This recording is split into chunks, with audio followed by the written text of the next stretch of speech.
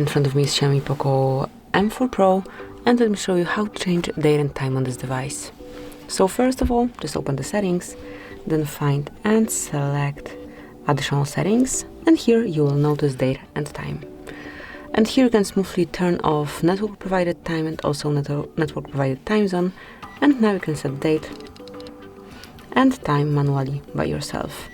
Then you can also pick the time zone if you want to, so just pick the region first and then also the time zone. And that's it. As you can see, it has been done, it has been set. So that will be all. This is it. Thank you for watching. Please subscribe to our channel and leave the thumbs up.